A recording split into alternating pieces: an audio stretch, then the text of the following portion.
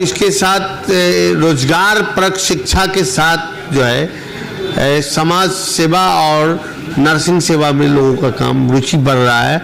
युवा या युवती दरभंगा क्या बिहार से पलायन हो रहे थे, इसको हम लोगों ने रोकने का काम किया है।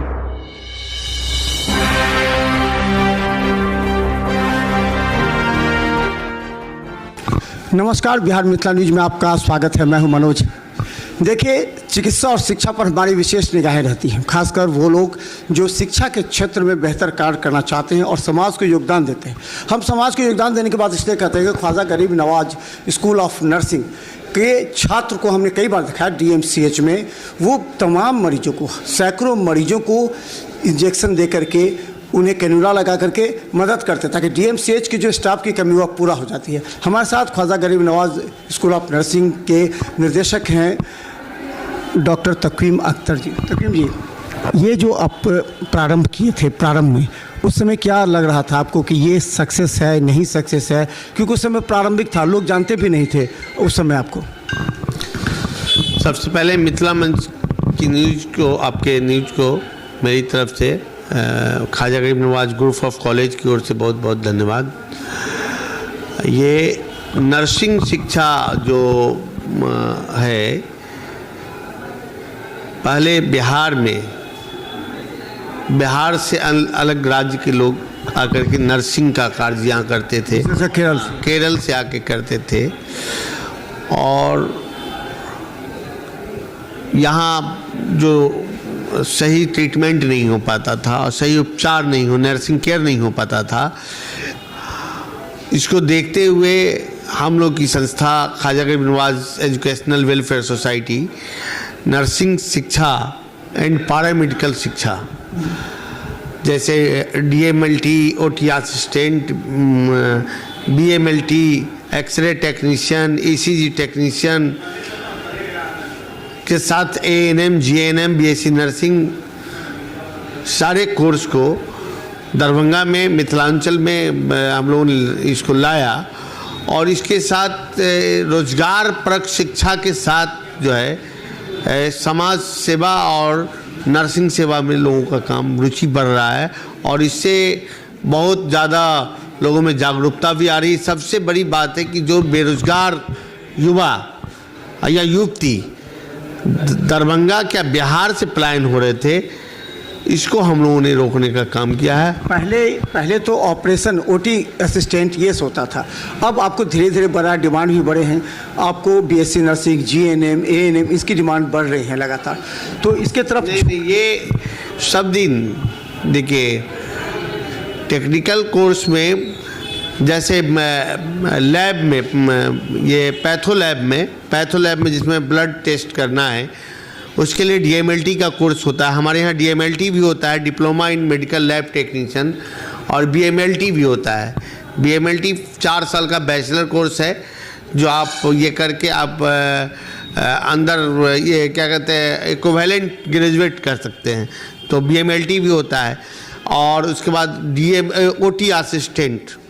ओटी असिस्टेंट का हमारे यहाँ सर्टिफिकेट डिप्लोमा कोर्स भी है और बैचलर कोर्स भी है।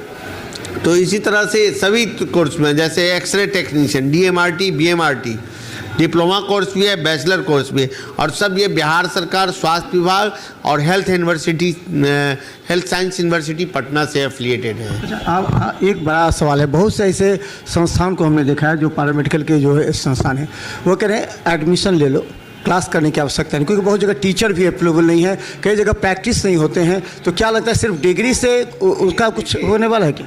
दरभंगा में जितनी भी पैरामेडिकल कॉलेज है, उसमें गवर्नमेंट का एक डीएमसीएच और एक दरभंगा में ख्वाजा गरीब नवाज पैरामेडिकल कॉलेज के बाद एक भी बताइए स्वास्थ्य विभाग और या बिहार हेल्थ यूनिवर्सिटी से, अपने राज्य की यूनिवर्सिटी से एफिलिएटेड है? कोई नहीं, कोई मान्यता प्राप्त नहीं। कहीं इतना एडमिशन हो रहा है, लोग काम कर, कोई बता रहे हैं दिल्ली यूनिवर्सिटी से दे रहे हैं, कोई राजस्थान यूनिवर्सिटी से दे रहे हैं, आज एडमिशन ले रहे हैं, कल सर्टिफिकेट दे रहे हैं।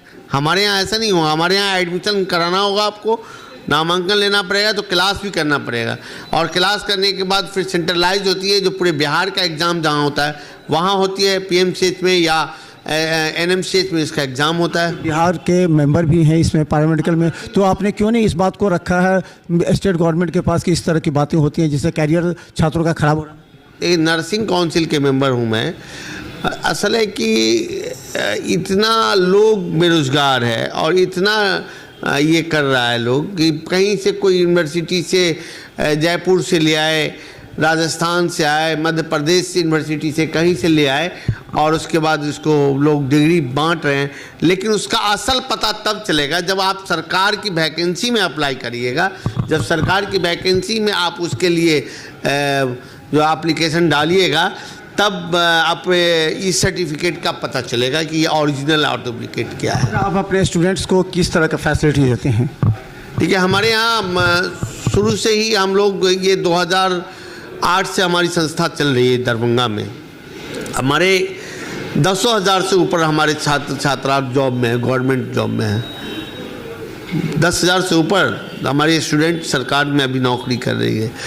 तो हमारे यहाँ जो मुख्य ये DMCH में भी हमारे छात्र छात्रा का प्रैक्टिकल होता है, उसके बाद पारस में भी होता है, IB स्मृति में होती है, रोज द मेडिसिटी में होता है, उसके बाद फिर यूरो स्टोन सेंटर में। जिस तरह का स्टूडेंट रहा, जैसे स्टोन का ये ऑपरेशन का OT का स्टूडेंट रहा, वो जो है सो ये यूरो स्टोन में भी सीखते हैं हमारे छात्र।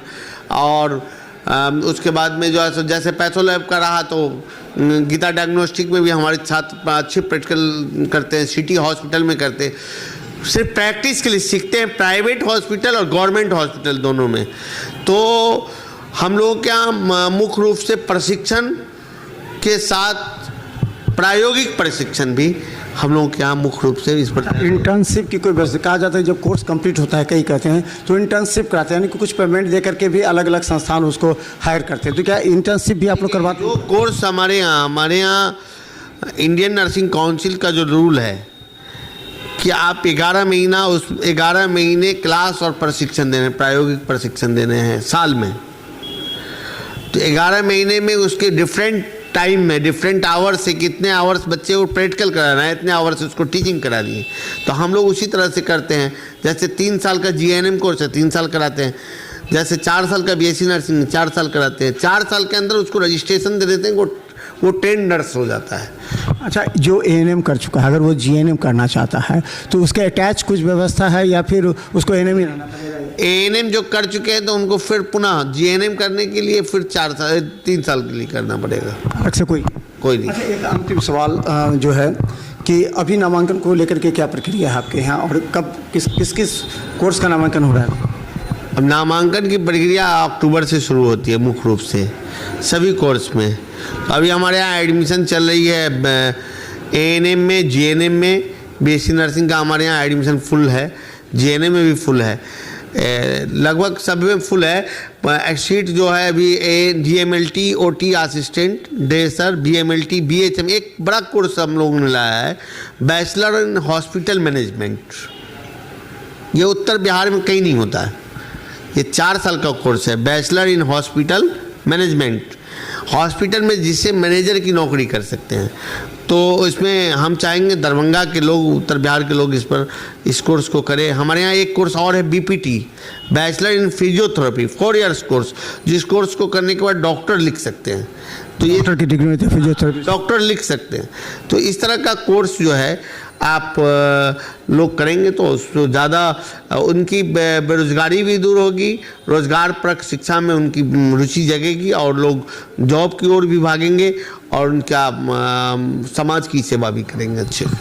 तो ये हमारे साथ तक़वीम अख्तर, ख्वाजा गरीब नर्सिंग स्कूल। देखिए, विगत 2008 से लगातार ये लोगों के बीच में छा रहा है अपनी क्वालिटी को लेकर के। इसके साथ हम बता दें कि इसके छात्र को हमने दिखाया है DMCH में कड़ी मेहनत कर DMCH के तमाम मरीजों को इंजेक्शन के साथ तमाम जो उनकी सुविधा होती है वो, क्योंकि ये प्रायोगिक यानी कि काफ़ी ज़्यादा महत्वपूर्ण है। अगर कोई प्रैक्टिकल नहीं करता है तो देखते रहिए, क्योंकि हम बता दें दरभंगा में ऐसे जो नर्सिंग स्कूल खुले हैं जिनके यहाँ शिक्षक नहीं हैं, जिनके यहाँ प्रैक्टिकल नहीं हो रहा है, जो अलग अलग डिग्री दे रहे हैं। बाद में कई छात्रों ने हमें किया कि वहाँ कोई शिक्षक ही नहीं रहा है और लगातार जांच भी हो रही है। ऐसे में उन शैक्षिक संस्थानों पर भी कार्रवाई होने की आवश्यकता है, क्योंकि हजारों छात्रों के भविष्य से खिलवाड़ हो रहा है। तो देखते रहिए बिहार मित्र न्यूज़। यूट्यूब में सब्सक्राइब कीजिए, GT+ सिटी केबल चैनल पर 24 घंटे मौजूद हैं। धन्यवाद।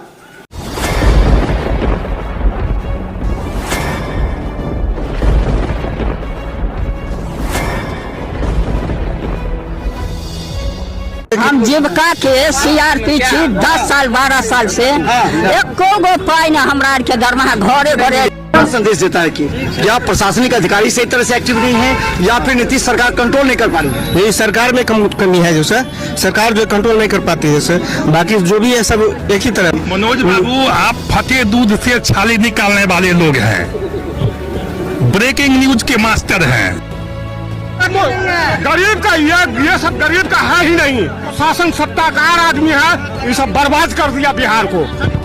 तो निश्चित तौर पर केंद्र में भी हमारी सरकार होती है, बिहार में भी हमारी सरकार होती है, तो पलटू राम है फिर पलट जाते हैं।